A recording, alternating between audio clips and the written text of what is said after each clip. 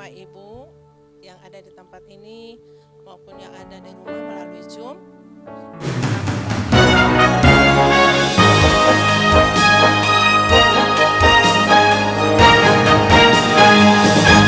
Hati kita untuk datang memuji dan menyembah Tuhan di tempat ini.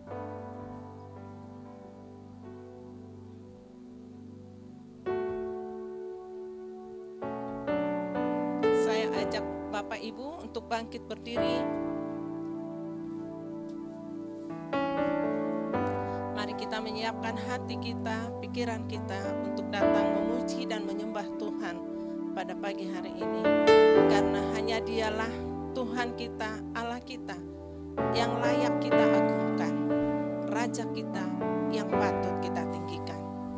Mari kita angkat pujian kita, kita katakan mulia sembah Raja mulia.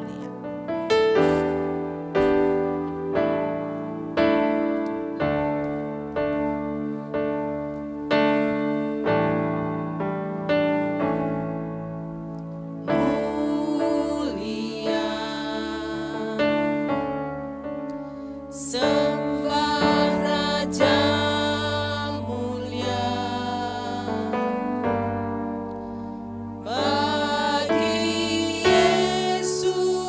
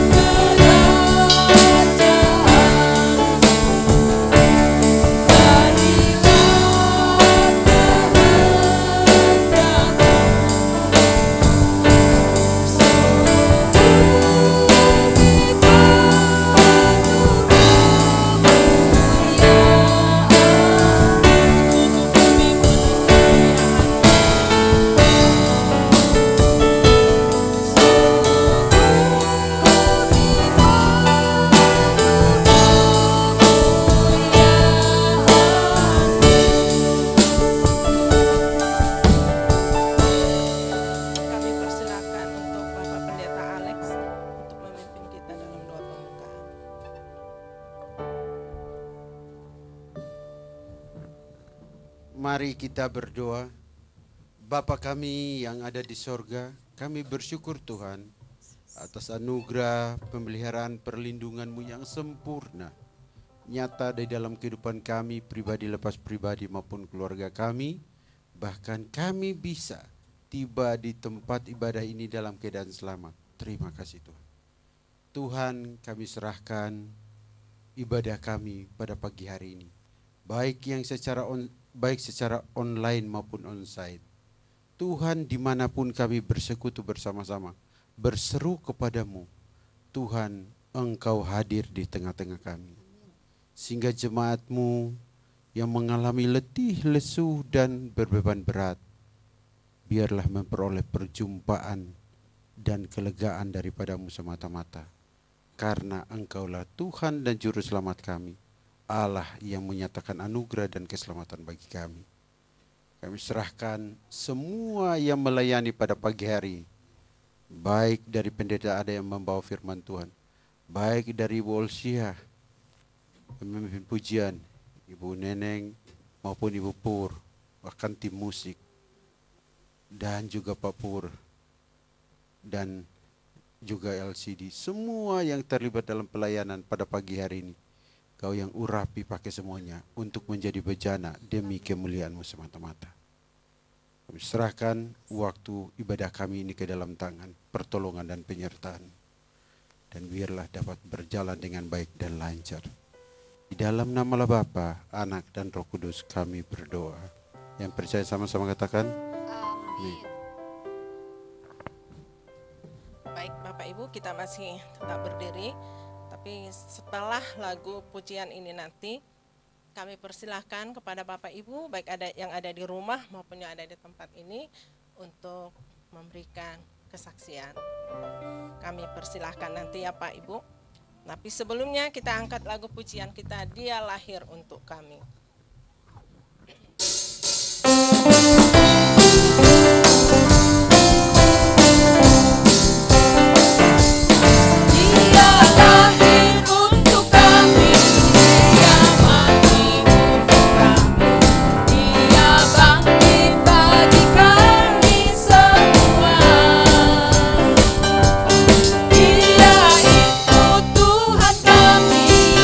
Dia itu Allah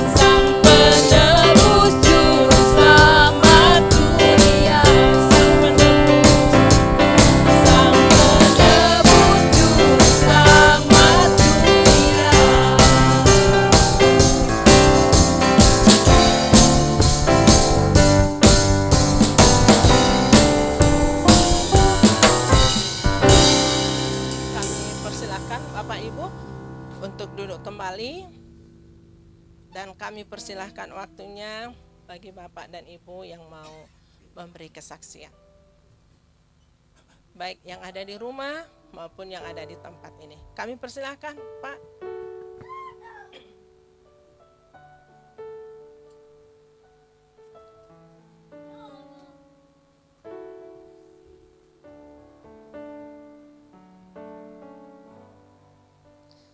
Baik, Bapak Ibu, sambil menunggu teman-teman untuk mempersiapkan kesaksiannya, mungkin saya akan mendahului pertama ya, Bapak Ibu.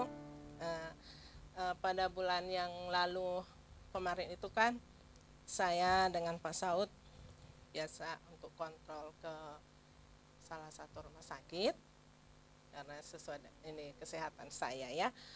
Nah, waktu kami di dalam antrian itu, saya melihat ada seorang ibu dan seorang anak gadisnya gitu, sama-sama duduk di depan saya gitu. Terus mereka kan saya lihat kok enak banget makan sama-sama gitu ya, sambil menunggu panggilan dari dokter ini.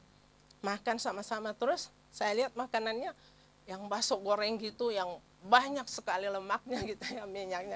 Jadi dalam hati saya tertarik, aduh enak sekali ya. Karena udah lama kan nggak makan gorengan gitu ya. Jadi saya bilang, aduh enak sekali apa itu makanannya, itu bakso goreng kata saya gitu. Ya udahlah, cuma bakso dapat sound. Iya itulah ya, kalau kita masih sehat, masih ini teh enak sekali kayaknya, semua boleh dimakan bebas, tidak ada pantangan, saya bilang gitu. Itu di dalam hati saya, dan saya bicara dengan Pak Saud melihat ibu ini dengan anak gadisnya itu ya, karena saya melihat mereka pokoknya lahap sekali makan baksonya, kayaknya enak sekali gitu. Nah terus acara itu sudah selesai, dalam pikiran saya mereka berdua dipanggil sama dokter untuk konsultasi gitu. Nah entah bagaimana, udah selesai konsultasi, mereka keluar. Nah sekarang kan giliran saya. Terus saya dipanggil sama dokter itu, saya masuk. Terus saya jelaskan keluhan saya begini-begini, semua saya jelasin. Terus datang si dokter ini bilang, oh iya Bu, kalau begitu Ibu harus dipasang alat ya Bu. Alat itu nanti harus ada dipakai selama 24 jam. Tidak boleh dilepas dan Ibu tidak boleh mandi. Katanya namanya di holter gitu ya. Dipasang holter gitu. Terus saya bilang, oh iya nggak apa-apa Pak. Nggak apa-apa dokter. Pokoknya saya nurut aja apa yang menurut dokter bagus untuk kesehatan saya. Saya akan nurut, saya bilang ke dokternya. Iya Bu, soalnya jangan nanti seperti ibu yang tadi, katanya gitu kan. Seperti ibu yang tadi, kelihatannya mah Bu dari luar sehat-sehat aja, tidak ada masalah. Tapi ibu tahu, ibu itu harus dioperasi, dia sudah saya kirim ke Jakarta gitu kan. Saya kaget gitu, wah padahal saya tadi waktu dia bilang, aduh enak sekali ya ibu ini gitu ya. Nah jadi yang saya mau bagikan di sini, kadang kehidupan kita Bapak Ibu seperti itu. Kita melihat orang lain sepertinya enak sekali, tidak ada masalah, tidak ada sakit atau apa. Sehingga sering itu membuat kita menjadi seperti seperti ada iri hati. Aduh coba kalau saya seperti itu, enak semua makanan bebas gitu ya. Nah kadang kita melihat orang seperti itu, enak, semua sehat-sehat saja. Tetapi ternyata Bapak Ibu, yang tahu dia itu sehat, bahagia atau bagaimana, hanya dia sendiri. Jadi Bapak Ibu yang mau saya bagikan, jangan pernah kita merasa ingin seperti orang lain. Apapun kehidupan orang lain, biarlah itu menjadi kehidupannya. Tetapi biar tetap kita ada di kehidupan kita dan kita tetap bersyukur dengan apa yang ada pada kita dan apa yang ada yang sedang kita alami gitu. Jadi di situ Bapak Ibu, saya merasa seperti Tuhan berkata begini, tuh lihat, kamu lihat seperti itu, mau seperti ini. Ternyata lihat tuh, dia sudah mau operasi seperti gitu, benar saya gitu. Akhirnya saya sadar, aduh Tuhan, maafkan saya Tuhan gitu. Saya melihat dia seperti enak, saya seperti menderita gitu ya. Ternyata ya Itulah Bapak Ibu. Jadi itulah yang mau saya bagikan. Apapun keadaan kita saat ini, tetap kita bersyukur. Belum tentu orang itu kita lihat seperti bahagia sekali, senang sekali, sehat sekali. Ternyata tidak seperti yang kita pikirkan. Puji Tuhan, itu yang dapat saya bagikan. Semoga itu menjadi berkat bagi kita. Amin. Tuhan berkati. Baik Bapak Ibu, kalau masih ada lagi yang mau bersaksi, kami persilahkan.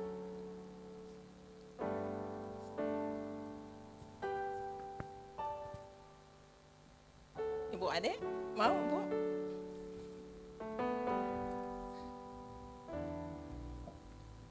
Baik, kalau tidak ada lagi, kita akan lanjutkan, kita akan siapkan hati kita untuk mendengarkan firman Tuhan. Kita angkat sebuah lagu yang menyatakan ingat akan nama Yesus.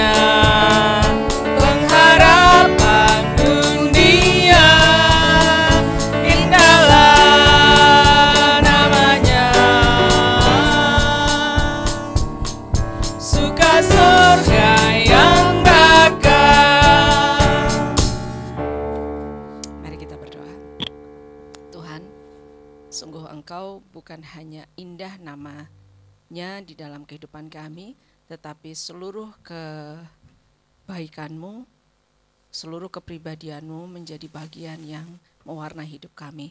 Kami sungguh bersyukur Tuhan untuk hari ini, hari yang Tuhan buat bagi kami, hari yang baru bagi kami, dan kami bersyukur karena hari ini masih ada kesempatan yang Tuhan berikan bagi kami untuk kami hidup, untuk kami boleh bersekutu, untuk kami boleh beribadah, menaikkan pujian kami, menikmati kebaikan demi kebaikan Tuhan melalui setiap pengalaman hidup kami, dan kami juga bersyukur kalau kami juga bisa belajar dari Tuhan sendiri. Tolong kami Tuhan supaya hari ini ketika kami boleh sama-sama belajar akan kebenaran firman Tuhan, Tuhan tolong kami supaya kami boleh belajar sesuatu yang baik dari Tuhan dan kami boleh terapkan itu di dalam hidup kami sehari-hari. Terima kasih Tuhan, tolong hamba-Mu yang akan menyampaikan, kiranya hanya Engkau saja yang boleh berkarya, Engkau yang ambil alih sehingga Engkau sendiri yang boleh mengajar kami. Terima kasih Tuhan Yesus, di dalam nama-Mu kami berdoa, kami bersyukur. Amin.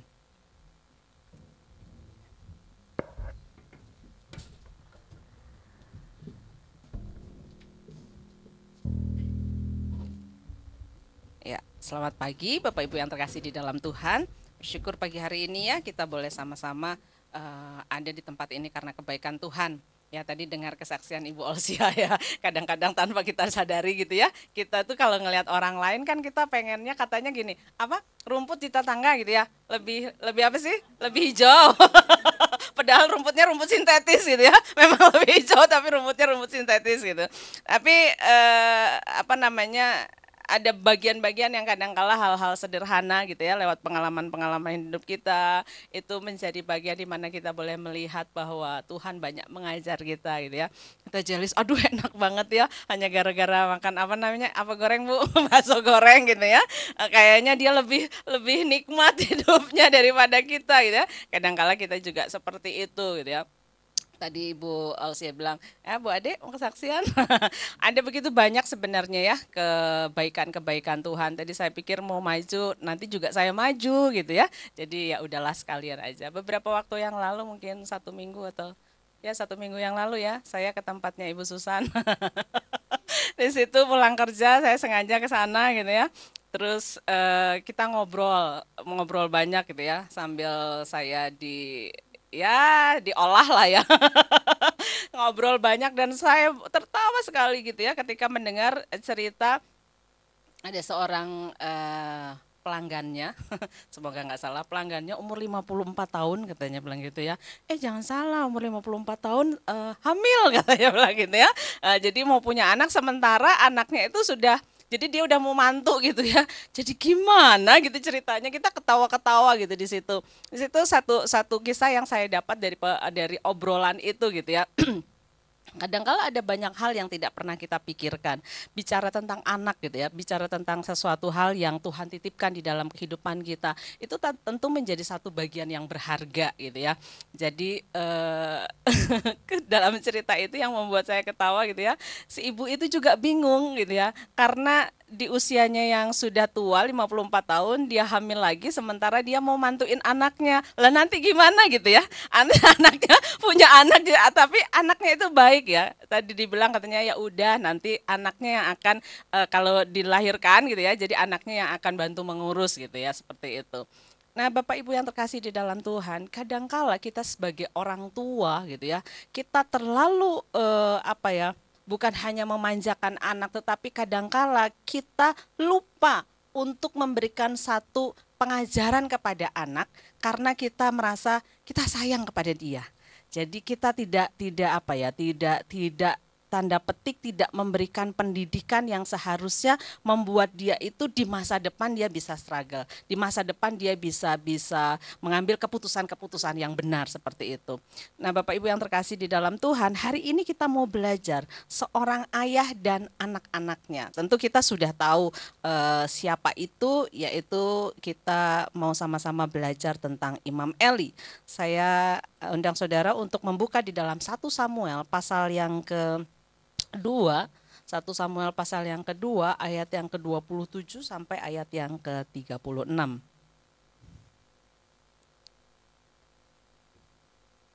Kitab 1 Samuel pasal yang kedua, ayat yang ke-27 sampai ayat yang ke-36.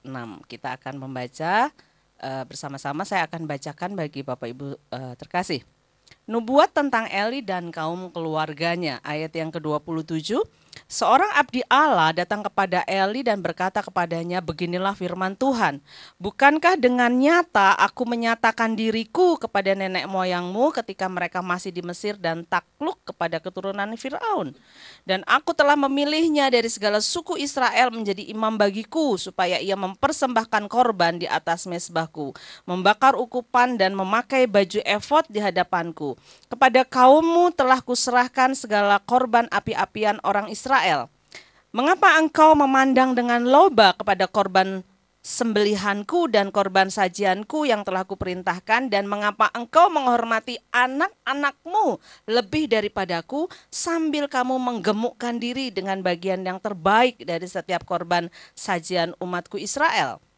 Sebab itu demikianlah firman Tuhan Allah Israel, sesungguhnya aku telah berjanji, keluargamu dan kaummu akan hidup di hadapanku selamanya. Tetapi sekarang demikianlah firman Tuhan, jauhlah hal itu daripadaku, sebab siapa yang menghormati aku akan kuhormati, tetapi siapa yang menghina aku akan kupandang rendah.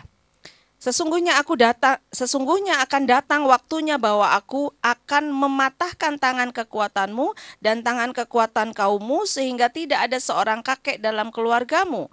Maka engkau akan memandang dengan mata bermusuhan kepada segala kebaikan yang akan kulakukan kepada Israel, dan dalam keluargamu tak akan ada seorang kakek untuk selamanya.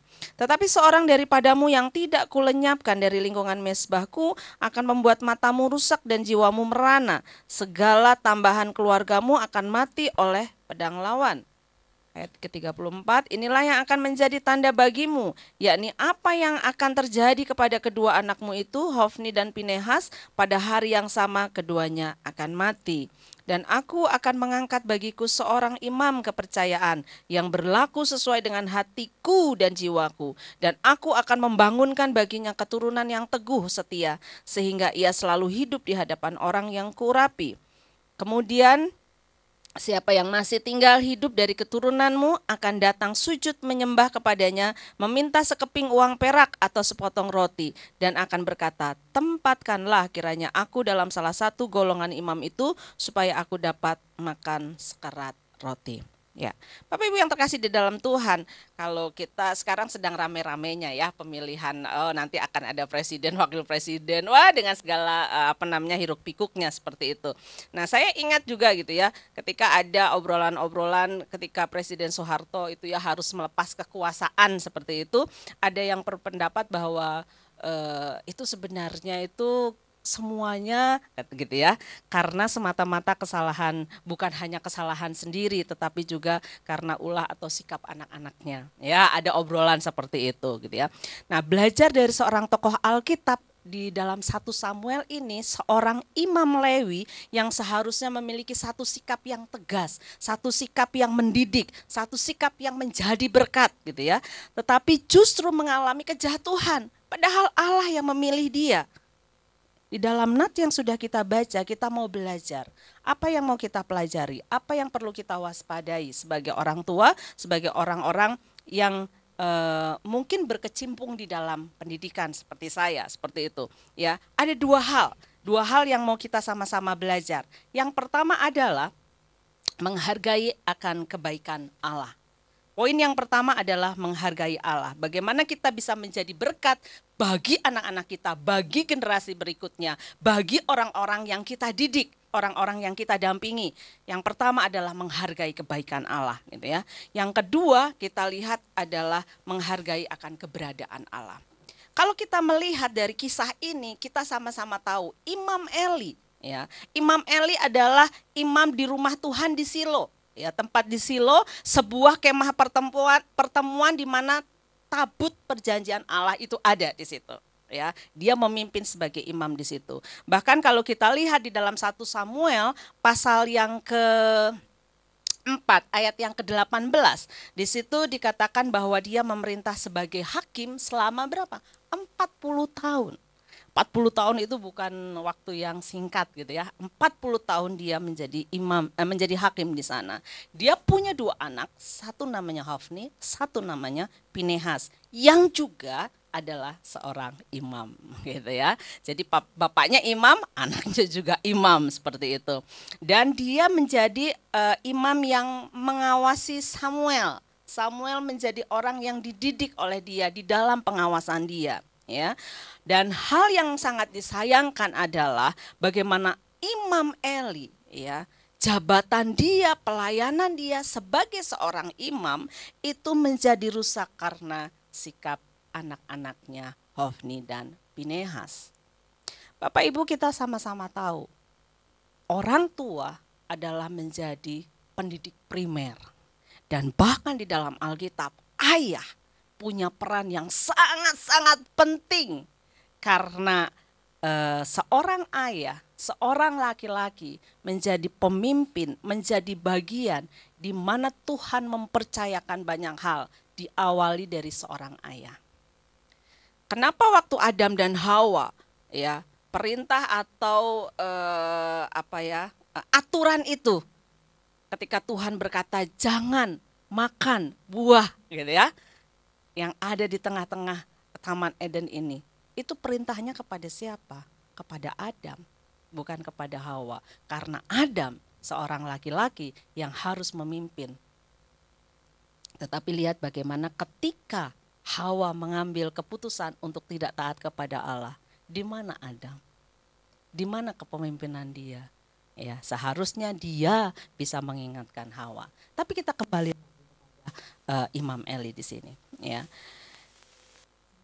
Kan bagaimana Imam Eli harus mengalami kejatuhan di dalam pelayanannya, ya, karena anak-anaknya. Tapi pertanyaannya kembali, kenapa anak-anaknya bisa mengambil bagian di dalam kejatuhan dia sebagai seorang imam? Yang pertama, yuk kita sama-sama belajar. Tadi saya katakan kita mau belajar menghargai kebaikan Allah. Kalau dilihat dari ayat yang ke-27 sampai ayat yang ke-28, di situ dikatakan, beginilah firman Tuhan, bukankah dengan nyata aku menyatakan diri kepada nenek moyangmu, kepada mereka ketika mereka masih ada di Mesir, ayat yang ke-28, dan aku telah memilihnya.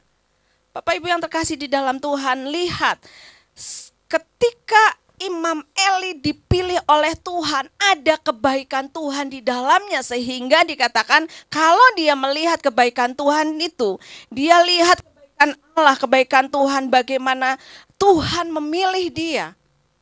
Ayat 28, aku telah memilihnya dari segala suku Israel, dari sekian banyak orang dia yang terpilih, dari sekian suku Israel dia yang terpilih. Kebaikan Tuhan itu nyata. Bahkan kalau ayat yang ke-27, kalau kita lihat pengalaman pahit dengan bangsa Mesir, seharusnya ya orang Israel dan khususnya Imam Eli tahu betul sejarah bangsa Israel, bagaimana Tuhan menyertai dia, menyertai mereka. Pengalaman pahit dengan bangsa Mesir, perbudakan di Mesir. Dan kebaikan Tuhan itu nyata. Bagaimana tangan Tuhan turun tangan atas mereka. Ketika mereka kekurangan makan, ada burung puyuh, ada roti mana yang Tuhan berikan buat mereka. Di tengah-tengah padang gurun, bayangkan. Ketika mereka kedinginan, ada tiang api. Ketika mereka kepanasan, ada tiang awan. Perlindungan Tuhan itu nyata bagi mereka. Menghargai kebaikan Allah adalah mengingat kebaikan Tuhan. Menghargai kebaikan Allah adalah menyadari hak istimewa dari Allah. Imam Eli menikmati kebaikan Allah, dan Imam Eli ya mendapatkan hak istimewa dari Allah ketika Tuhan memilihnya. Bangsa Israel terkenal sebagai bangsa yang apa? Tegar tengkuk, ngeyelnya luar biasa, sudah sejak dulu. Tapi menariknya adalah kenapa Tuhan memilih bangsa yang seperti ini. Bangsa yang ngeyelnya luar biasa, bangsa yang gak bisa diatur, bangsa yang mau-maunya sendiri, bangsa yang bisa dikatakan bangsa yang bebal. Tapi lihat bagaimana kebaikan Tuhan, hak istimewa Tuhan bagi bangsa ini. Dipilih dari bangsa yang lain, mau dijadikan contoh, bangsa yang amburadul, bangsa yang kacau balau, bisa dikendalikan oleh penguasa tunggal, yaitu Tuhan Allah. Bapak Ibu yang terkasih di dalam Tuhan, Imam Eli dipilih, dan itu adalah hak istimewa yang Tuhan berikan bagi dia. Jabatan imam bagi Allah itu spesial. Jabatan imam itu berarti menjadi satu sarana pengantara antara umat sama Tuhan. Istimewa, ada tugas khusus, pengantara, ya, dipilih dari sekian banyak orang. Dan tanpa menghargai kebaikan Tuhan atau Allah, tentu semua kebaikan Tuhan itu menjadi sia-sia. Apa bagiannya bagi kita? Bapak Ibu yang terkasih di dalam Tuhan, ya. Tadi hal sederhana aja ya diceritakan sama Ibu Saud, ya. Ketika jealous dengan orang lain, sebenarnya terlalu banyak waktu menyadari, oh ternyata dia harus operasi, oh saya nggak perlu operasi, oh kebaikan Tuhan nyata ya, oh saya lebih beruntung. Kadang-kadang kan kita seperti itu. Ketika kita sudah ngelihat orang lain ternyata nggak lebih beruntung dari kita, kita baru tahu, oh iya benar ya, benar deh, kerasa banget kebaikan Tuhan. Berapa banyak kebaikan Tuhan dalam hidup kita? Oh banyak banget. Hal yang sederhana, saya tuh nggak tahu kenapa gitu ya, di sekolah itu kan ada beberapa kantin. Nah ada satu kantin itu yang baik banget sama saya enciknya gitu ya. Saya juga nggak tahu, saya nggak pernah ngasih sesuatu sama dia gitu ya. Tapi dia baik banget gitu. Jadi setiap kali lewat saya bilang, sini dulu, sini dulu. Ada aja yang dia kasih buat saya. Saya tuh kan kadang-kadang jadi malu gitu ya. Entahkah hanya mangga 1 biji, entahkah hanya alpukat 1 biji gitu ya. Kadang-kadang sini, sini, sini. Apa Ci? Ini aku ada, kan dia jual makanan gitu ya. Jadi dia bilang, ini aku ada lebih, kamu bawa aja. Saya bilang, karena dia jualan, saya bilang, berapa? Saya bilang gitu, berapa Ci? Enggak. Dia hanya bilang, no, gitu ya, seperti itu. Dan saya cerita sama Weli gitu ya, kenapa ya? Hanya gara-gara apa? Saya tuh suka tertawa, kan memang saya itu dari suaranya suka tertawa gitu ya. Jadi dia tuh senang dengar ketawa saya. Bayangkan Bapak Ibu, hanya dengar suara ketawa saya aja dia merasa senang dan dia bisa apa ya? Bisa memberikan kebaikan buat saya gitu ya. Kadangkala ada aja setiap hari ada aja yang perhatian yang dia kasih sama saya. Pernah sekali waktu tuh saya nggak sempat siapkan sarapan. Pagi-pagi tuh dia kasih sama saya itu roti gitu ya. Saya bilang gitu, udah ini buat bis aja katanya seperti itu ya. Terus saya bilang, aduh puji Tuhan, saya jadi senang saya bilang gitu ya. Saya belum sarapan hari ini saya bilang gitu. Dia ketawa. Bapak Ibu, hal yang sederhana kita bisa lihat itu sebagai kebaikan Tuhan, betul ya? Sangat-sangat. Ada begitu banyak ya. Kemarin itu kan harusnya saya tugas ya. Tapi tiba-tiba ownernya, bosnya Meli itu udah siapkan semuanya gitu ya, suruh ikut gitu ya. Saya bilang, waduh gimana ya, langsunglah saya kontak sama Alek ya. Bapak Ibu, kadangkala apa yang kita tidak pernah kita pikirkan, itu yang Tuhan sediakan buat kita. Mungkin kita tidak berlebihan seperti orang lain. Orang lain mungkin punya mobil sampai 4, punya rumah ya, sampai sekarang pun kita masih belum punya rumah. Tapi apakah kebaikan Tuhan itu artinya tidak ada hanya gara-gara saya belum punya rumah? Enggak juga. Apakah kebaikan Tuhan itu menjadi tidak ada di dalam hidup kita hanya gara-gara gaji kita mungkin lebih kecil daripada gaji orang lain? Enggak juga. Apakah kebaikan Tuhan itu tidak ada di dalam hidup kita gara-gara kita sakit? Saya kemarin ke dokter, istirahat dokter 2 hari. Jadi kadang-kadang saya sampai, terus ternyata waktu dicek kolesterol saya tinggi. Ya, langsung bilang, aduh udah mulai dikurangi makannya. Gitu ya. Nah, apakah kebaikan Tuhan itu enggak ada dalam hidup saya gara-gara kolesterol saya tinggi? Enggak juga gitu ya. Bapak Ibu yang terkasih di dalam Tuhan, kalau mau mengingat, kalau kita mau ngelis kebaikan Tuhan, ada begitu banyak, bahkan gak cukup untuk kita menuliskan semua kebaikan Tuhan. Tapi kadang-kala kebaikan Tuhan itu tidak menjadi sebuah kebaikan, karena kita mencarinya adalah hal-hal yang kita rasa tidak baik. Kebaikan Tuhan itu tertutup oleh apa? Oleh sesuatu yang kita rasa, kenapa saya begini, dengan keluhan. Kenapa? Ya itu sederhananya gitu ya. Tadi kisah tadi gitu ya, Ibu Saud tadi, aduh saya kok nggak bisa, udah lama nggak makan gorengan gitu ya. Kalau Tuhan stop sampai di situ, tidak ada dokter yang ngomong bahwa dia harus operasi. Mungkin ya ada perasaan, aduh pengen makan gorengan ya, tapi kesehatan itu menghambat saya untuk tidak makan gorengan. Bapak Ibu yang terkasih di dalam Tuhan, terlalu banyak kebaikan Tuhan di dalam hidup kita. Bahkan kalau kita lebih jauh lagi, lebih dalam lagi, bukan hanya kebaikan sehari lepas sehari, tetapi kalau kita lihat bagaimana kebaikan Tuhan, Dia yang Tuhan yang tidak perlu apa-apa, tapi Dia mau turun sebagai manusia, menjadi manusia sama seperti kita, bahkan lebih rendah dari kita. Untuk apa? Untuk Dia bisa menebus hidup kita. Ketika dia harus menjalani salib, hari ini kita mengingat kembali bagaimana pengorbanan Tuhan di kayu salib melalui perjamuan. Kalau kita lihat kembali, perjalanan Yesus untuk sampai di salib itu bukan perjalanan yang mudah. Mudah bagi dia kalau dia menggunakan atribut kealahannya.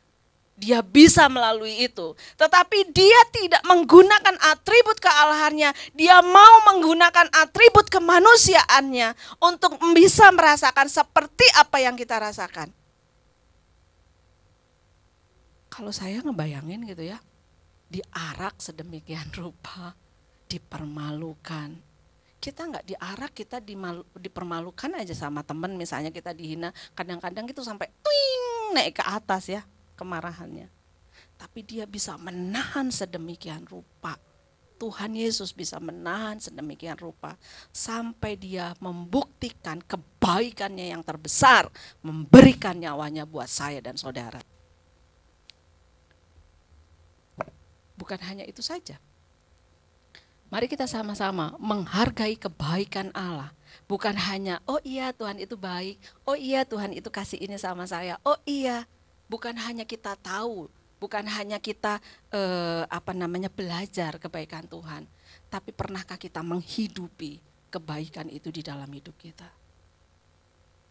Menghargai pilihan Tuhan, kita itu orang-orang yang terpilih.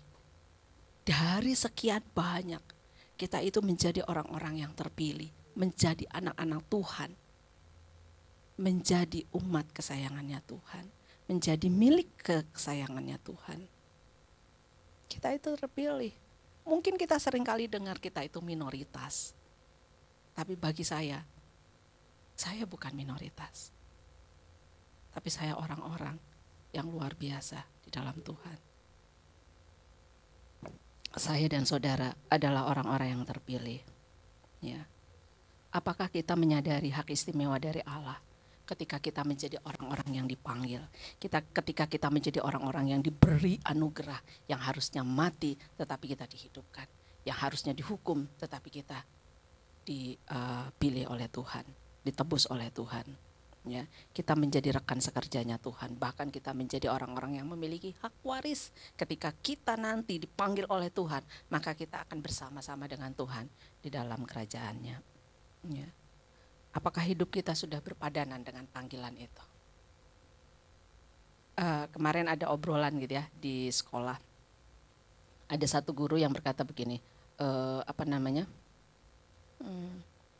kenapa ya dia kelakuan benar-benar ya ini anak ini gitu ya, sedang membicarakan satu anak, padahal dia itu rajin pelayanan. Seharusnya dia kalau udah rajin pelayanan, wah bla bla bla bla, guru ngomong gini ya. Terus saya bilang gini, tidak boleh dihubungkan, saya bilang gitu, tidak boleh dihubungkan seorang yang pelayanan terus tuntutannya, saya bilang gitu ya, tuntutannya itu berarti harus punya tindakan yang baik. Harus dilihat dulu dia pelayanannya karena apa. Kalau dia pelayanan karena disuruh dipaksa sama orang tuanya, ya bukan menjadi dari dirinya sendiri gitu ya. Bapak Ibu yang terkasih di dalam Tuhan, kadangkala kita menilai orang lain ya, menilai panggilan orang lain menurut apa yang kita pikirkan. Tetapi hari ini kita belajar ya, ketika memang kita menjadi anak-anak pilihan Tuhan, maka memang sudah seharusnya bukan lagi menjadi gini, saya berbuat baik karena ada aturan.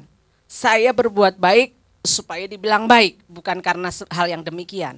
Tetapi kita berbuat baik karena memang kita dipanggil untuk menjadi orang-orang yang melakukan hal-hal yang baik. Karena Allah kita adalah Allah yang baik. Jadi kita melakukan kebaikan bukan karena takut dimarahin, bukan karena takut dihukum.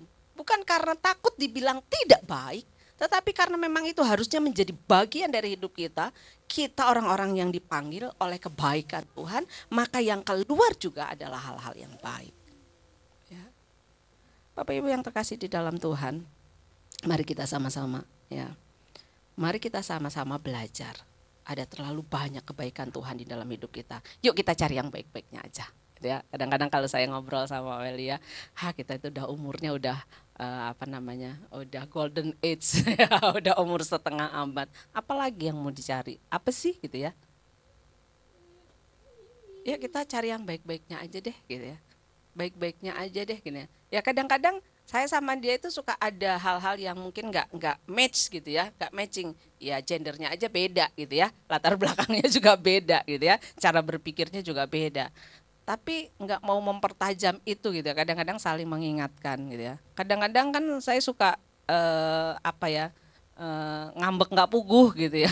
Dia mah cuma diem aja kalau udah saya ngambek nggak puguh. Nanti kadang-kadang dia udah gitu ya. Bapak Ibu yang terkasih di dalam Tuhan, yuk mari kita sama-sama cari kebaikan Tuhan. Kayak tadi ya, Jangan bandingin, ketika kita mau membandingin sama orang lain, yang terjadi adalah apa? Nanti kita mengasihani diri sendiri. Kenapa saya begini, kenapa orang lain begitu? Benar ya? Kenapa saya begini, kenapa orang lain begitu? Jangan bandingin sama orang lain. Tapi cari aja kebaikan Tuhannya apa dalam hidup kita. Itu terus yang kita masukkan di dalam pikiran kita. Bapak Ibu, saya ingat pernah ada satu yang berkata begini, gimana sih caranya untuk membedakan uang palsu sama uang asli? Yang diajarkan adalah bukan kalau uang palsu ini berarti kalau ada ini yang salah-salah ini, enggak. Tetapi yang diajarkan adalah uang asli itu seperti apa. Kalau kita tahu uang asli seperti apa, begitu kita lihat uang palsu kita udah tahu, langsung tahu. Itu uang palsu. Kenapa? Karena kita tahu betul uang asli itu deskripsinya seperti apa, penampakannya seperti apa. Jadi yang diajarkan bukan uang palsunya, tetapi uang aslinya seperti apa. Yuk sama-sama kita terus ambil kebaikan-kebaikan Tuhan, yang kita tumpuk kebaikan-kebaikannya Tuhan. Sehingga ketika ada sesuatu hal yang kurang baik kita terima, kita itu punya perbendaharaan kebaikan Tuhan itu banyak. Jadi yang tidak baik itu nggak bisa masuk lagi dalam hidup kita. Terus kita bisa bilang gini, ya udah nggak apa-apa lah, itu ada yang nggak baik. Toh saya sudah punya hal yang baiknya banyak.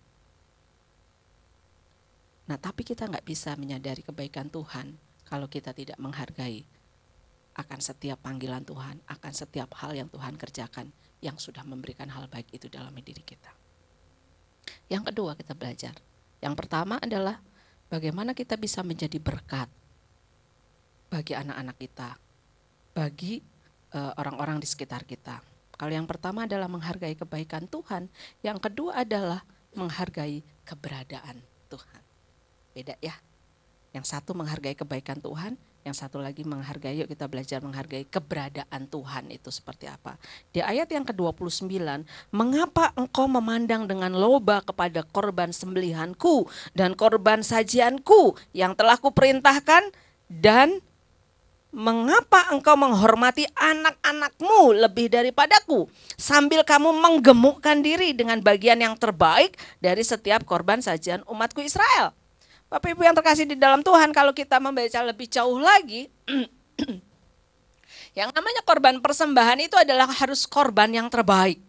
Gak boleh ada cacat celaknya, gak boleh. Kenapa? Karena itu akan dipersembahkan kepada Allah, gitu ya. Menghargai keberadaan Allah adalah mengakui bahwa Allah itu ada. Sekarang banyak sekali ya orang yang berkata, benar gak sih Allah itu ada? Bener nggak sih Allah itu eksis gitu ya? Bener ada nggak sih? Kok saya kayaknya begini-begini terus, hidup saya juga begini-begini terus. Nah, menghargai keberadaan Allah adalah mengakui bahwa Allah itu ada. Allah melihat hidup kita, Allah mengawasi hidup kita, ya. Tapi tidak demikian dengan Hofni dan Pinehas. Mereka tahu betul bahwa ada bagian-bagian yang tidak boleh disentuh dari persembahan ini untuk dimakan, apalagi ya, maksudnya bukan bagiannya itu ya bagiannya tersendiri bagi Allah yang memang itu harus dibakar habis begitu ya untuk korban persembahan bagi Tuhan. Tetapi Hofni dan Pinehas ya ayat pasal yang kedua, kalau kita lihat pasal yang kedua ayat yang ke-12. Adapun anak-anak lelaki Eli adalah orang-orang dursila. Mereka tidak mengindahkan Tuhan. Bagaimana mungkin seorang imam tidak mengindahkan Tuhan? Bagaimana mungkin seorang imam adalah orang-orang dursila? Oh, udah nggak masuk kriteria sebenarnya. Kebayang, orang-orang yang demikian akhirnya juga apa? Persembahan Tuhan pun diambil, yang untuk Tuhan pun diambil. Peduli amat. Pokoknya saya mau makan ya makan aja. Saya mau ambil aja, nggak mau tahu, nggak takut sama Tuhan, nggak ikutin lagi aturannya Tuhan. Ya. Menghargai keberadaan Allah, hanya mengakui bahwa Allah itu ada.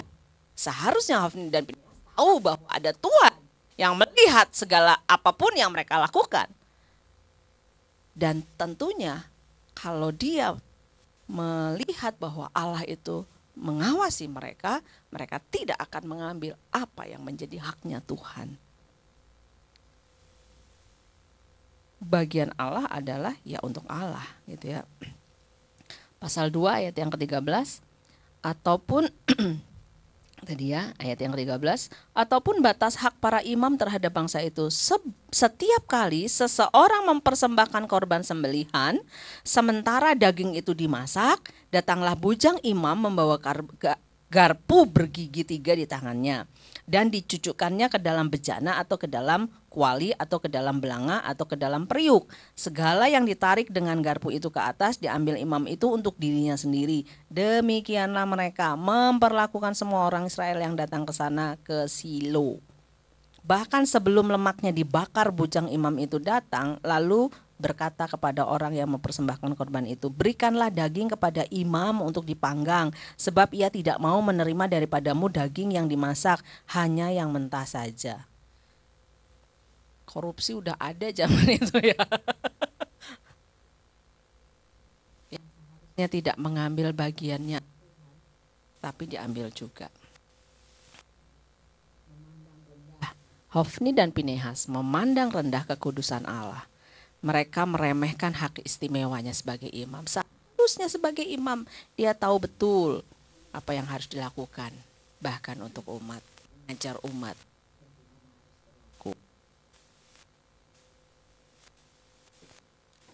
Apa yang mereka lakukan?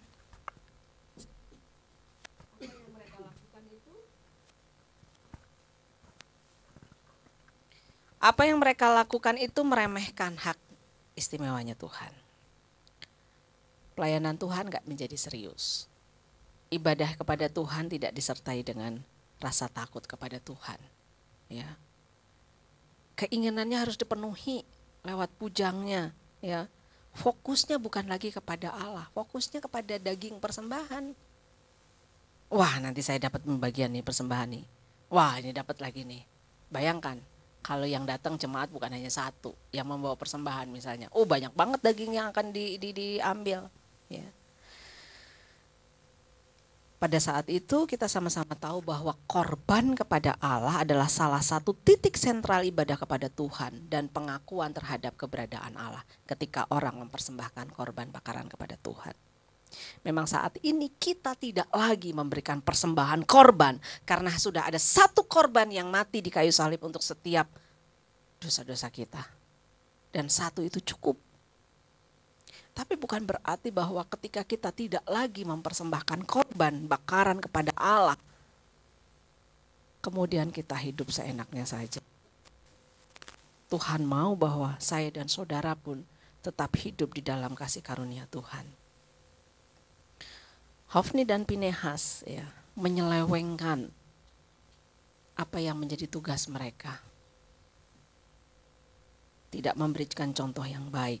Dan ironisnya, Imam Eli yang memerintah sebagai hakim 40 tahun ini, dia seharusnya punya tugas untuk menegur Hofni dan Pinehas, untuk mengarahkan Hofni dan Pinehas, untuk kembali membuat Hofni dan Pinehas punya rasa takut akan Tuhan, punya rasa menghargai Tuhan, rasa yang baik sehingga tidak lagi memperlakukan jemaat untuk memberikan apa yang bukan menjadi bagiannya, mengambil apa yang menjadi bagiannya. Apa yang dilakukan oleh Imam Eli? Imam Eli menegur, tapi tegurannya bukan seperti teguran yang seharusnya. Ya. Ayat yang pasal yang kedua, ayat yang ke-29 di situ dikatakan, mengapa engkau memandang dengan loba kepada korban sembelihanku dan korban sajianku yang telah kuperintahkan, dan mengapa engkau menghormati anak-anakmu lebih daripada menghormati aku. Jangan salah Bapak Ibu yang terkasih di dalam Tuhan. Tuhan itu Allah yang pencemburu, Allah yang tidak mau diduakan, Allah yang mau dia satu-satunya menjadi pribadi yang disembah. Kok kenapa begitu? Ya itulah Tuhan. Kalau Tuhan ke yang kiri kanan, ya itu bukan Tuhan. Bapak Ibu yang terkasih di dalam Tuhan. Imam Eli lebih menghormati anak-anak daripada Allah. Itu firman Tuhan yang tuliskan. teguran Imam Eli terhadap anak-anaknya. Kalau serius, mungkin dia tidak akan ditegur oleh Tuhan. Dan tentu Hofni dan Pinehas tidak terus melakukan kesalahan demi kesalahan setiap kali mereka melakukan tugasnya. Dikatakan juga Imam Eli juga hanya memikirkan dirinya sendiri ya, sambil menggemukkan dirimu dengan, ya ini jelas sekali di ayat 29. Sambil kamu menggemukkan dirimu dengan bagian yang terbaik dari setiap korban sajian untuk sajian umatku Israel. Bagian terbaik. Bagian terbaik itu bukan miliknya Imam Eli, bukan miliknya Hofni dan Pinehas. Bagian yang terbaik adalah bagiannya Tuhan. Tapi dia mengambil haknya Tuhan.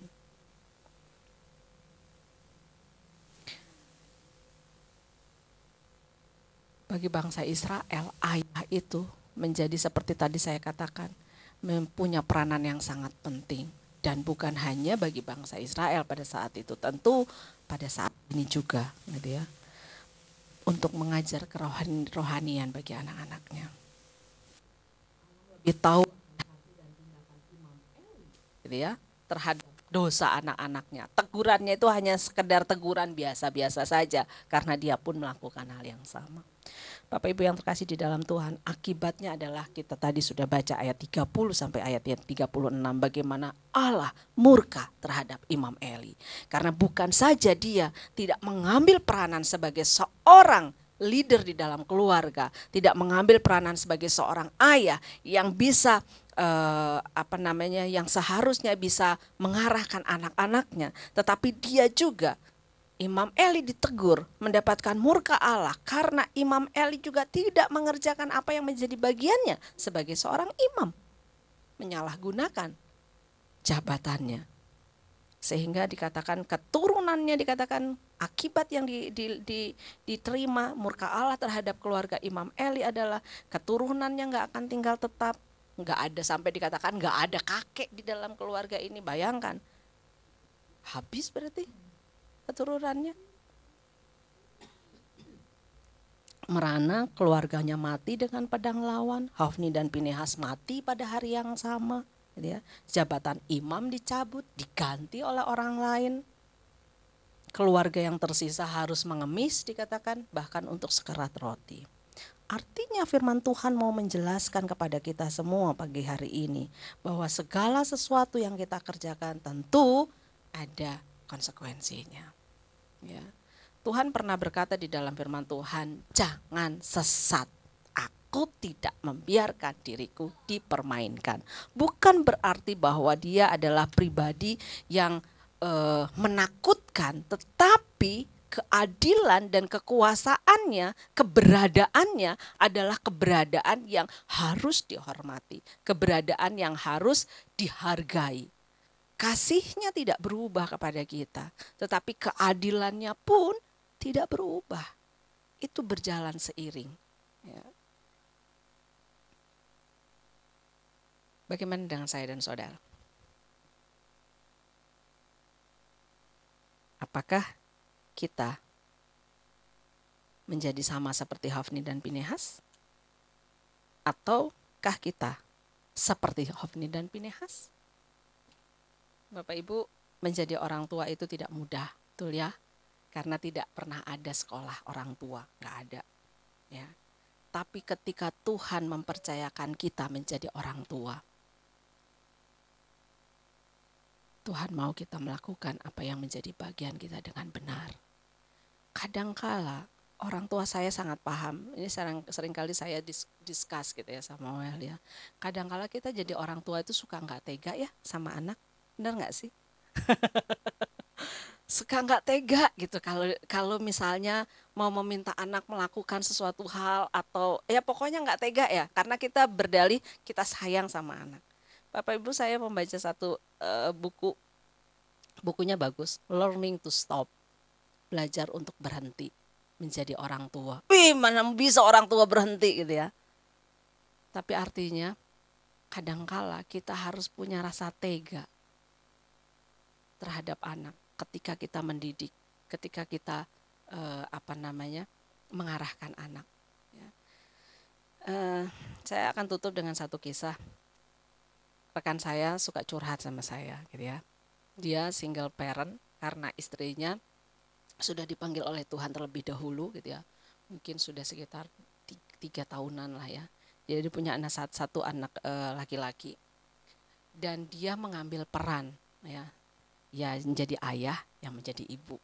Satu yang dia cerita, saya paling nggak bisa, gitu ya. Dia selalu kalah dengan anaknya. Jadi anaknya itu sudah bujang lah ya, maksudnya karena sudah SMA.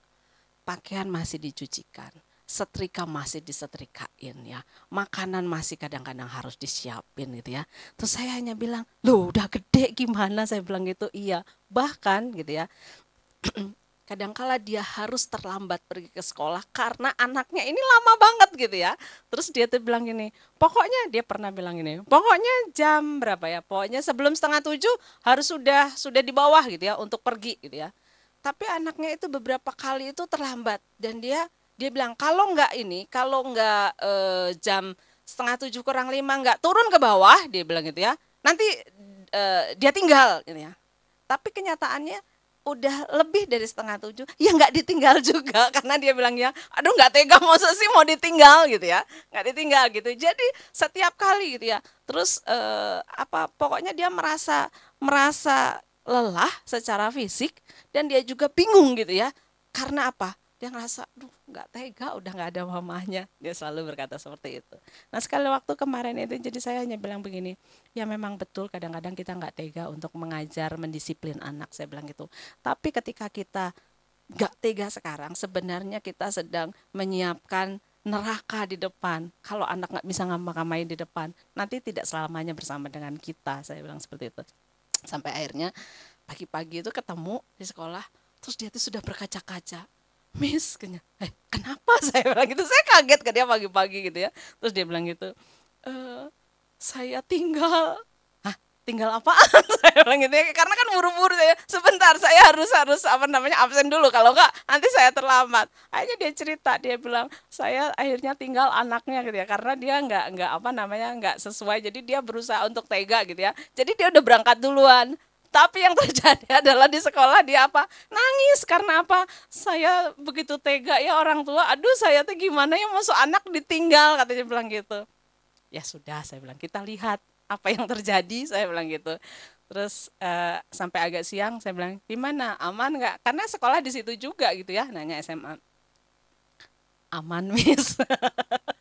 Ya saya hanya bilang ya kadangkala anak itu bergantung sama kita karena kita memang menyediakan semuanya tanpa kita mengajar kepada anak, ada bagian-bagian yang harus dikerjakan oleh anak.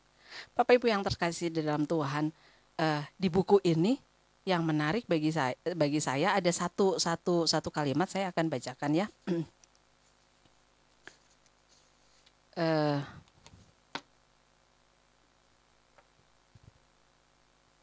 Dikatakan bahwa untuk menjadi orang tua itu tidak mudah, ya. Banyak orang tua tidak mempersiapkan anaknya untuk hidup mandiri di masa depan. Orang tua menjadi penjaga bahkan ketika anak sudah berusia matang. Anda pun menikmati kebergantungan anak. Senang jika merasa selalu dibutuhkan. Hal ini dipupuk hingga subur sampai-sampai Anda tidak akan pernah bisa berhenti melakukan parenting. Bapak Ibu yang terkasih di dalam Tuhan, kita bukan di buku ini dikatakan stop menjadi orang tua, bukan berarti quit, bukan berarti berhenti gitu ya. Tetapi ada bagian-bagian yang kadangkala seperti Imam Eli ini. Saya sangat yakin mungkin dia hanya bilang, Hafni, Pinehas, gak boleh gitu. Mungkin ya. Dia lakukan tetapi tidak ada teguran yang mendidik. Mungkin ketika lakukan lagi, gak boleh begitu. Gak boleh begitu, tapi tidak ada actionnya. Saya tidak tahu karena saya tidak hidup pada zaman itu. Tetapi ketika teguran Tuhan itu ada, tentu ada hal yang salah dengan Imam Eli. Nah kita mau sama-sama belajar.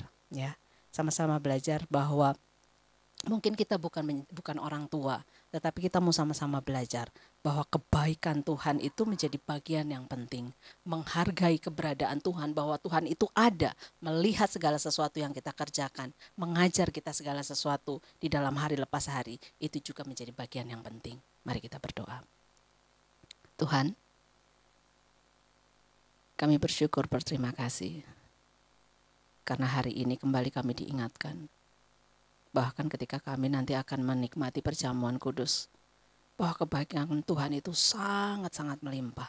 Kebaikan Tuhan itu luar biasa dalam hidup kami. Dan ajar kami Tuhan untuk melihat kebaikan-Mu di dalam hidup kami. Sehingga hari-hari yang kami lalui adalah hari-hari yang penuh dengan ucapan syukur. Kalaupun ada hal-hal yang sulit dalam hidup kami dan kami mungkin gagal untuk bersyukur, bantu kami Tuhan, dampingi kami. Terus Tuhan tunjukkan kebaikan demi kebaikan melalui setiap pengalaman hidup kami. Sehingga kami boleh semakin diyakinkan bahwa hidup kami adalah hidup yang penuh dengan anugerah Tuhan. Dan ajar kami untuk menghargai itu, bahwa kami adalah orang-orang yang sudah dipilih oleh Tuhan, yang sudah dikasihi dengan kasih tanpa batas. Ketika Tuhan Engkau menyerahkan nyawamu bagi kami, itu adalah kasih yang terbesar yang sudah kami terima. Kalau nyawa saja Engkau berikan bagi kami, maka hal-hal yang lain menjadi bonus bagi hidup kami. Dan Engkau akan terus mendampingi kami dan memberikan apa yang menjadi kebutuhan kami sesuai dengan keperluan kami, sesuai dengan kapasitas kami, sesuai dengan kasih-Mu bagi hidup kami. Terima kasih Tuhan. Tolong kami Tuhan untuk hari-hari ini, hari-hari di depan kami, tentu hari-hari yang tidak mudah bagi siapapun, bagi kami sebagai siswa, bagi kami sebagai orang tua, bagi kami sebagai pekerja. Tentu ada bagian-bagian yang akan sulit yang akan kami hadapi di hari-hari ke depan. Tetapi biarkan kami yakin bahwa kami bisa melaluinya bersama dengan Engkau. Tolong kami Tuhan, supaya kami tetap menghidupi kebaikan itu di dalam hidup kami. Dan kami boleh menghidupi Engkau di dalam hidup kami. Sehingga kami terus belajar menghargai Tuhan. Dan kami tidak mengesampingkan Engkau di dalam setiap keputusan-keputusan kami. Kami tidak melupakan Engkau di dalam setiap perjalanan hidup kami. Dan kami tidak melepaskan Engkau dari hidup kami. Terima kasih Tuhan. Ini kami, ini hidup kami, ini hati kami, tilik kami Tuhan. Engkau yang memberkati kami. Di dalam nama-Mu kami berdoa, kami bersyukur. Amin. Terima kasih, Tuhan Yesus berkati.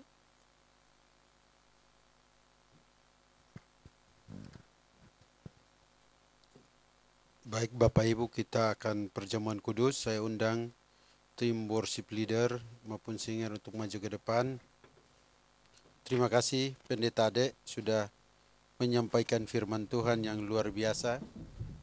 Dan tadi Pendeta Ade itu berkaitan bicara berulang-ulang tentang korban, tentang mereka tidak menghargai kekudusan Allah dan sebagainya. Adakah satu kata yaitu korban sajian.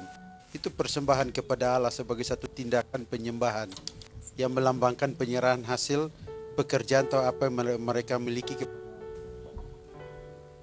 Dan ketika itu diberikan dan mereka tidak menghargai apa yang mereka berikan kepada Allah dengan benar, maka itu bentuk penghinaan kepada Allah. Tapi apalagi di tengah semua itu, bukankah kita melihat bahwa sejak Kejadian pasal 3 manusia jatuh dalam dosa, bahkan di dalam dituliskan di dalam Yesaya 53, ya, pemberontakan kejahatan kita ditanggungnya, dianggap orang dia kena tulah.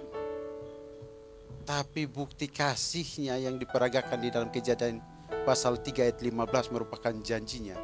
Dia genapi, datang menjadi manusia dan mati di atas kayu salib untuk saudara dan saya, untuk umat manusia. Jadi hari ini ya, kita bisa sama-sama mengikuti perjamuan kudus, ya, itu kita memperingati apa yang sudah dilakukan oleh Tuhan bagi kita. Mungkin tim musik bisa bernyanyi sambil saya minta Pak Pendeta Saud menolong saya untuk membagikan anggur.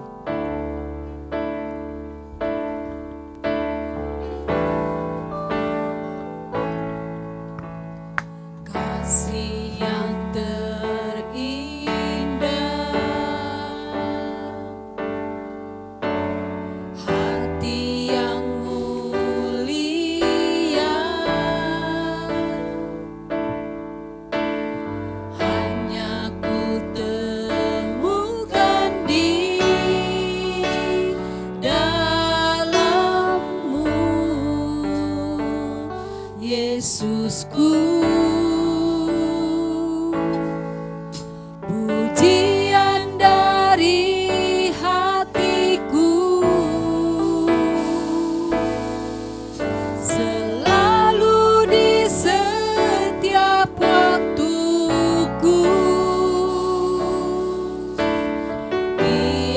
tidak pernah berubah kasih-Mu. Karya terbesar dalam hidupku, pengorbananmu yang selamatkanku. Engkaulah harta yang tak ternilai yang ku miliki dan ku hargai. Yesus, Engkau kagumi. Karya terbesar Tuhan, terbesar dalam hidupku, pengorbananmu. Saya undang Bapak Ibu untuk bangkit berdiri.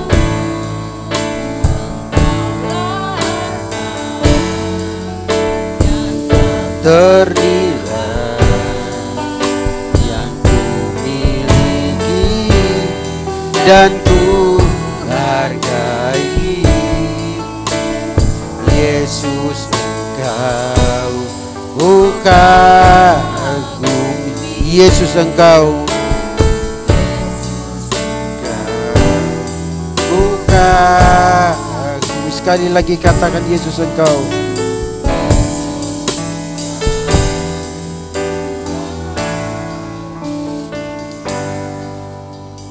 Mari kita persiapkan hati kita, kita berdoa masing-masing, mengucap syukur kepada Tuhan atas pengorbanan Tuhan yang Tuhan kerjakan atau buat di dalam hidup kita, pribadi lepas pribadi, bahkan untuk umat manusia yang mati di atas kayu salib untuk menebus dosa-dosa kita.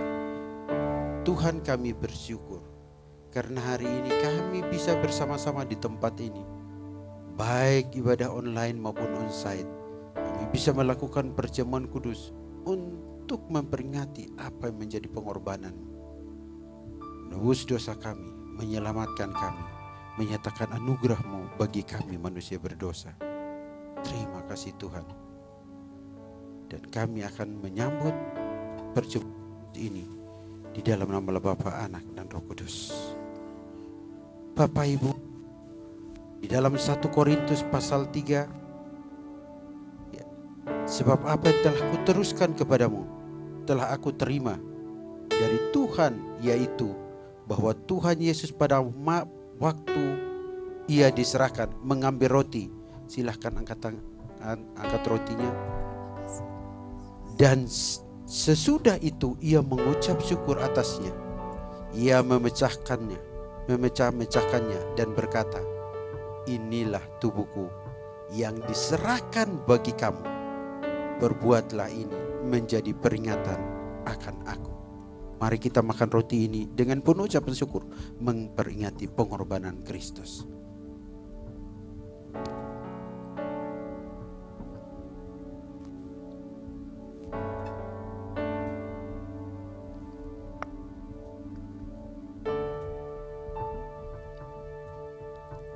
Mari kita angkat anggurnya. Demikian juga Ia mengambil cawan sesudah makan lalu berkata, cawan ini adalah perjanjian baru yang dimateraikan oleh darahku. Berbuatlah ini setiap kali kamu meminumnya menjadi peringatan akan aku. Sebab setiap kali kamu makan roti ini dan minum cawan ini, kamu memberitakan kematian Tuhan sampai Ia datang kembali. Mari kita minum cawan ini untuk memperingati pengorbanan Kristus. Dia memateraikan kita dengan darahnya.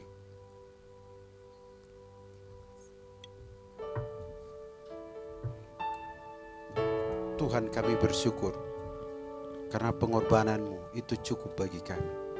Anugerah-Mu itu cukup bagi kami. Bahkan darah-Mu yang tercurah di atas kayu salib itu menyelamatkan kami dari belenggu dosa. Yang harusnya upah dosa ialah maut, tapi kasih karunia-Mu Engkau nyatakan bagi kami. Terima kasih Tuhan. Dan tolong pakai kami semua, baik para hamba Tuhan di tempat ini, pendeta, anak-anak Tuhan sudah percaya, untuk melakukan tanggung jawab kami, memberitakan kematian-Mu sampai Engkau datang kembali. Di dalam nama Bapa, Anak, Roh Kudus, kami berdoa. Amin. Silakan duduk Bapak Ibu.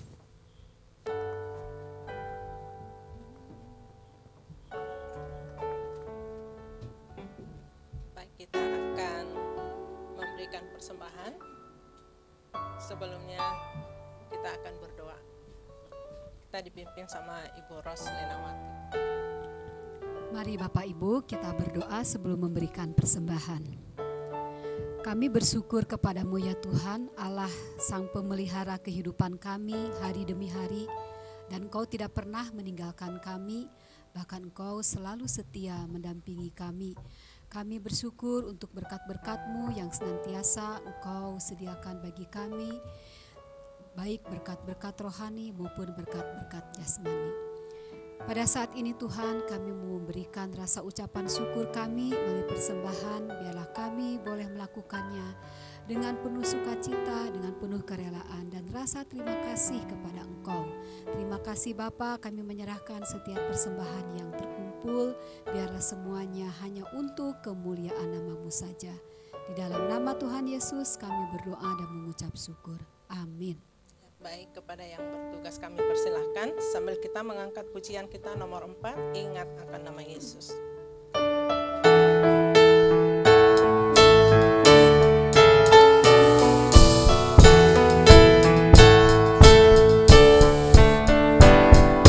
Ingat akan nama Yesus, kau yang susah dan sedih.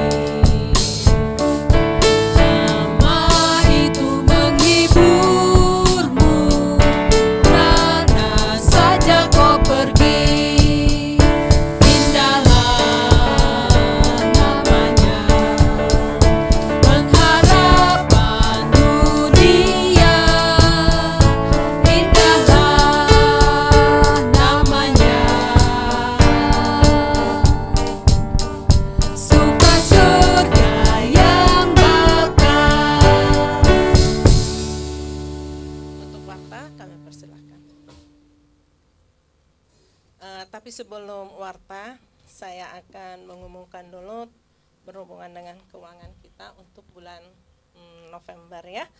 Nah, penerimaan selama bulan November itu ada 2.267.000. Lalu pengeluaran yang kita gunakan untuk bulan ini semuanya 2.283.000. Jadi uang kas kita untuk bulan Desember minus 16.000. Ya mungkin itu aja mengenai keuangan. Nanti untuk laporan secara tertulis saya akan laporkan untuk itu triwulan ya di bulan Januari. Terima kasih.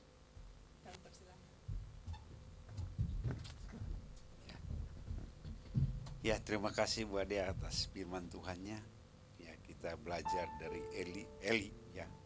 Bagaimana dia hanya ya biasanya itu badannya gemuk katanya.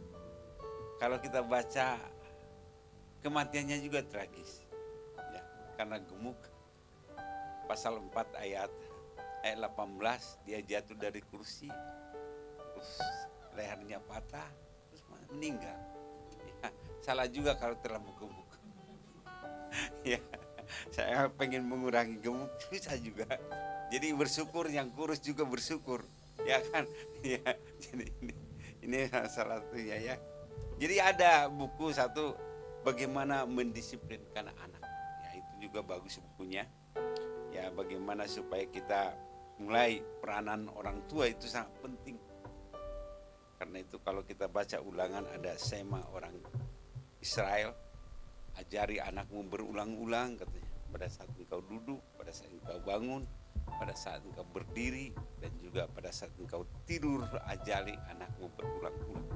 Kadang itulah rasa tega susah sekarang ya. Karena tega ya, apalagi ibu-ibu susah ya, lihat anaknya, aduh ya. Kalau bapak agak iyalah, perasaan kalau ibu kan perasaannya sensitif. Kadang dia bisa ribut dengan suami gara-gara anaknya, ya kadang terlampau dibela gitu kan, ya itu ada juga. Ini masalah sebenarnya, tapi kita bersyukur, kita ingatkan supaya kita jangan belajar dari Imam Eli, tapi kita berani mendisiplin anak-anak. Terima kasih, Tuhan berkati Bu Adik. Dan juga kita akan mendengarkan pengumuman saat ini tanggal 3 Desember. Persembahan kita ialah totalnya 410.000. Terima kasih atas persembahannya.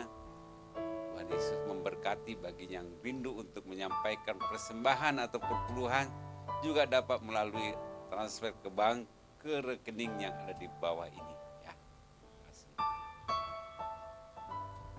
Dan juga yang berulang tahun Desember ini, ya ini ulang tahun yang luar biasa ya. Semua memperingati ya kelahiran Tuhan Yesus juga Desember ya. Kita juga bersyukur yang lahir bulan Desember ya. Kita bersyukur untuk Benaya Ginting yang pada 2 Desember ya, ulang tahunnya. 12 Desember Ibu Risma Siombing, dan juga 15 Desember Bapak Willy ya, dan juga 17 Desember Saudara Natalia. Kita ini ada 4 yang ulang tahun ya. Baru kita bisa juga 4 pesta ini. Iya kan? Yang berulang tahun. Iya kan? 2 Desember. Kita bisa makan. Kita syukuri yang berulang tahun. Ya terus. Nah ini juga tambah lagi kan, kita bisa makan lagi 13 Desember, yaitu ya, selamat ulang tahun Ibu Pak Pur dan juga Ibu Pur. Wah ini ya 14 Desember ya. Pak Pur di sini masih gagah, Ibu Pur juga ya. Ya, masih, ya. Ibu Pur masih ceria gitu kan, ya. Senyumnya gitu kan. Ini kita syukuri. Kita doakan supaya terus Tuhan memberkati keluarga Pak Pur dan Ibu Pur. Ya terus kita pelayanan ya minggu depan itu Pak Yopi ya. Ya yang pengkhotbah minggu depan Pak Yopi ya, Pendeta Yopi, dan juga Arya sebagai worship leader ya, bisa juga semua datang ya Tuhan, supaya hari Minggu mempersiapkan setiap dirinya untuk pelayanan. Kita juga tetap mendengarkan khotbah Pak Yopi ya di Radio Cepi. Kita dengar setiap hari Minggu pukul 6 ya, dan juga ada di grup sebenarnya kita bisa dengarkan ya. Terus kita ini pokok 2 bangsa dan negara, Kota Bandung, pemilu, cuacanya ekstrim, dan juga Natal Gemi Menara Pengharapan. Ini tanggal 9 ya. Jam berapa paling? Oh, sinode ada di bawahnya. Gereja yang menara ada. Kita jam berapa itu sinode? Jam? Ya, supaya ini kita sama-sama ke sana. Tapi waktunya belum tahu. Perkumpulan kesehatan juga jam. Ya ini. Mari kita berdoa. Bapa di surga, terima kasih pada pagi hari ini atas kasih dan pertolongan Tuhan. Kami boleh memuji Tuhan, kami boleh menyembah Tuhan, bahkan kami boleh mendengarkan firman Tuhan. Biarlah firman Tuhan yang kami dengarkan itu tertanam di dalam hati kami Tuhan. Sehingga boleh kami terus berjalan, berharap, bergantung kepada Tuhan di dalam perjalanan hidup kami Tuhan. Biarlah firman-Mu itu boleh dimateraikan di dalam hati kami Tuhan. Hamba-Mu yang telah membawakan firman Tuhan, Tuhan berkati dia. Biarlah Tuhan juga menolong. Dalam keluarga juga Tuhan berkati. Biarlah Tuhan senantiasa yang menolong dia di dalam kesehatan, di dalam juga antara hubungan dengan suami dan istri. Biarlah Tuhan juga yang senantiasa menolong mereka Tuhan. Kebersamaan mereka Tuhan tolong sehingga sukacita yang daripada Tuhan ada di dalam kehidupan mereka Tuhan. Kami serahkan hamba-Mu ini di dalam nama Tuhan Yesus Kristus. Dan juga kami berdoa untuk bangsa dan negara kami ini Tuhan. Kami berdoa biarlah Tuhan juga yang menolong, memberikan hikmat, kebijaksanaan kepada pemimpin-pemimpin yang ada di Indonesia ini. Terutama Presiden Joko Widodo dan juga setiap staf-stafnya yang mendukung dia. Biarlah Tuhan berikan hikmat kepada mereka.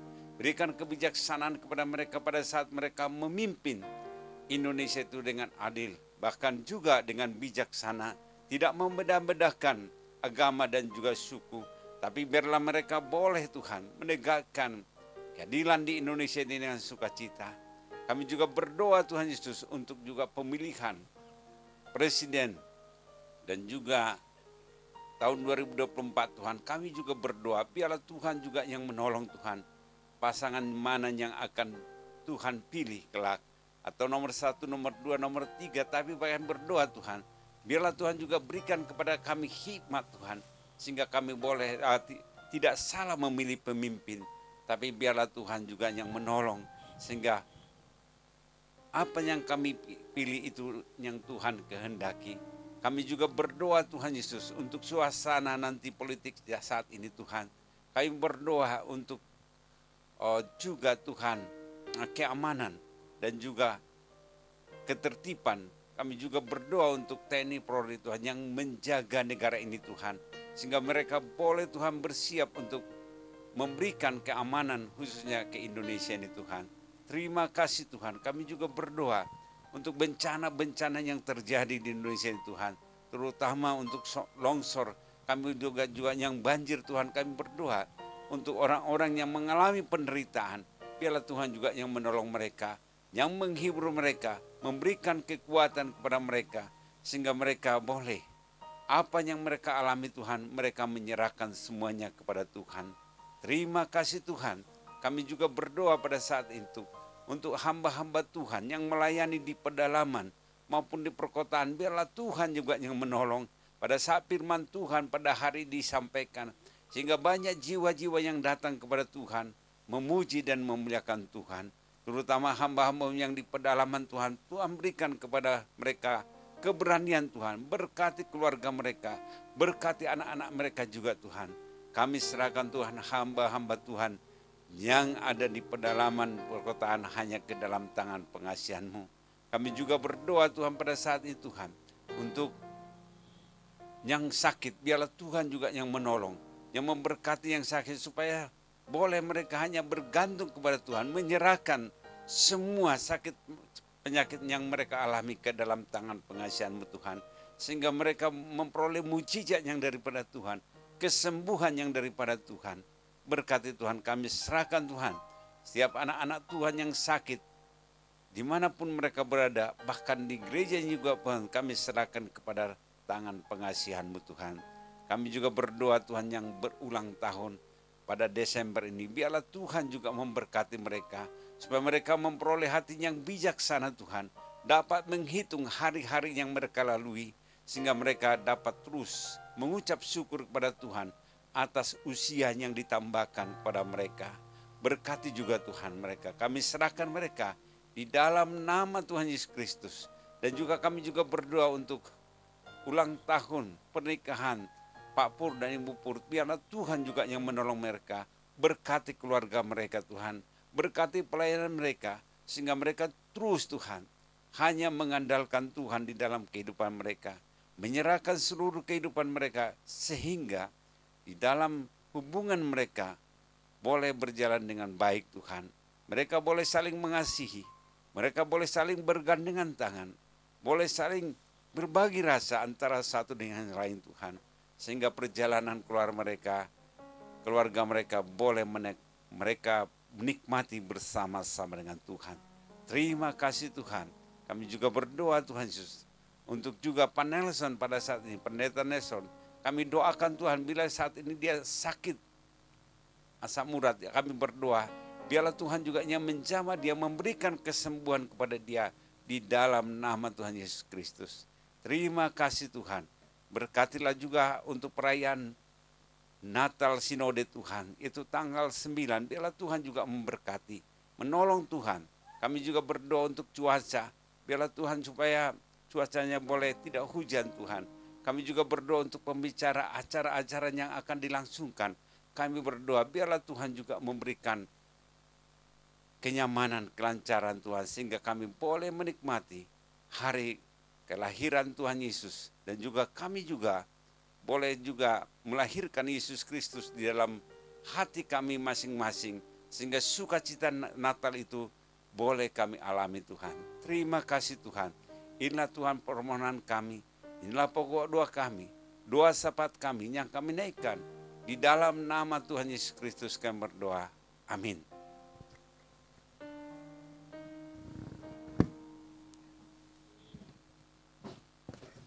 Terima kasih Pak Saud. Saya undang Bapak Ibu Saudara untuk bangkit berdiri bersama-sama. Kita akan mengucapkan pengakuan iman rasuli. Aku percaya kepada Allah, Bapa yang Maha Kuasa, Khalik langit dan bumi, dan kepada Yesus Kristus anaknya yang tunggal Tuhan kita, yang dikandung daripada Roh Kudus, lahir dari anak darah Maria, yang menderita sengsara di bawah pemerintahan Pontius Pilatus, disalibkan, mati dan dikuburkan, turun ke dalam kerajaan maut. Pada hari yang ketiga, bangkit pula dari antara orang mati, naik ke surga, duduk di sebelah kanan Allah, Bapa yang Maha Kuasa, dan akan datang dari sana untuk menghakimi orang yang hidup dan yang mati. Aku percaya kepada Roh Kudus, gereja yang kudus dan am, persekutuan orang kudus, pengampunan dosa, kebangkitan daging, dan hidup yang kekal. Jemaat yang dikasihi oleh Tuhan, terimalah berkat yang daripada Dia. Kiranya kasih sayangnya yang tidak pernah berubah akan terus menghangatkan hidupmu dan akan terus mewarnai hari-harimu dengan kasih setia yang luar biasa. Dan kiranya pengorbanan Kristus di atas kayu salib menjadikan engkau semakin meyakini bahwa kasih-Nya luar biasa dan tidak berubah, dan membuat engkau terus menghargai kebaikan dan menghargai setiap pengorbanannya. Dan kiranya penghiburan daripada Roh Kudus akan terus ada menyertai engkau saat ini sampai kedatangan Tuhan yang kedua kali. Amin.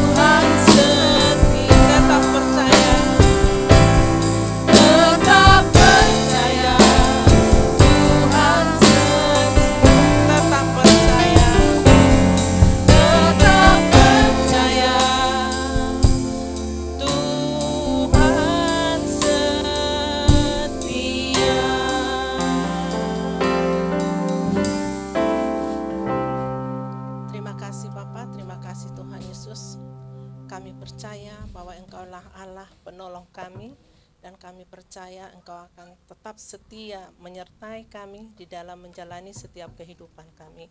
Sebentar Tuhan, kami akan undur dari tempat ini, sertai kami dalam perjalanan kami, dan Engkau kembali yang pertemukan kami minggu depan di tempat ini untuk berkumpul kembali. Di dalam nama Tuhan Yesus kami berdoa dan mengucap syukur. Amin. Selamat hari Minggu, Tuhan Yesus memberkati kita semua.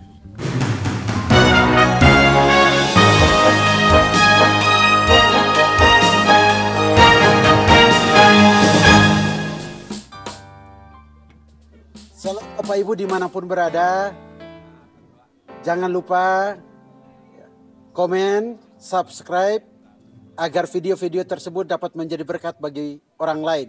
Tuhan Yesus memberkati kita semua.